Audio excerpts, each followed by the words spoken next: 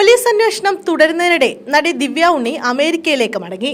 Guinness റെക്കോർഡിന്റെ പേരിൽ നടന്ന കലൂർ സ്റ്റേഡിയത്തിലെ നൃത്തപരിപാടിക്കിടെ സ്റ്റേജിൽ നിന്നും വീണ് MLA ഉമാ തോമസിന് പരിക്കേറ്റ സംഭവത്തിൽ വിവാദം തുടരുന്നതിനിടെ നടി ദിവ്യ ഉണ്ണി അമേരിക്കയിലേക്ക് മടങ്ങി. ഇന്നലെ രാത്രി 11:30 കൊച്ചി വിമാനത്താവളത്തിൽ നിന്നും ദിവ്യ ഉണ്ണി അമേരിക്കയിലേക്ക് മടങ്ങിയത്. ഉമാ തോമസ് അപകടത്തിൽപ്പെട്ട സംഭവത്തിൽ നടിയുടെ മൊഴി രേഖപ്പെടുത്തുമെന്ന് പോലീസ് പറഞ്ഞിരുന്നു. ഇതിനിടയിലാണ് മടക്കം.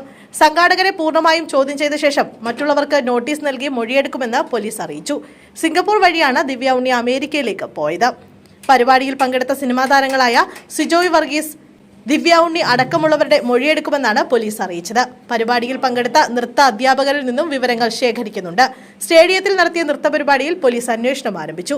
അതിനിടെ നൃത്തപരിപാടിക്കിടെ ഉമാ തോമസ് MLA വീണ് പരിക്കേറ്റ സംഭവത്തിൽ വേദിയിലെ സുരക്ഷാ വീഴ്ച സ്ഥിരീകരിച്ച് സംയുക്ത പരിശോധനാ റിപ്പോർട്ട് പുറത്തുവന്നു. താൽക്കാലികമായി നിർമ്മിച്ച വേദിക്ക് ആവശ്യമായ ബലം ഉണ്ടായിരുന്നില്ലെന്നും സംഘാടകർക്ക് ഗുരുതര പിഴവ് സംഭവിച്ചെന്നും റിപ്പോർട്ടിൽ പറയുന്നു.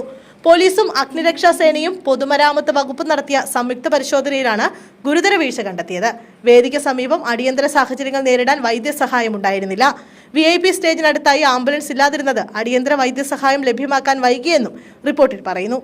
നൃത്ത പരിപാടിയുടെ സംഘാടകരായ മൃദംഗവിഷൻ CEOയെ പോലീസ് കസ്റ്റഡിയിലെടുത്തിരുന്നു.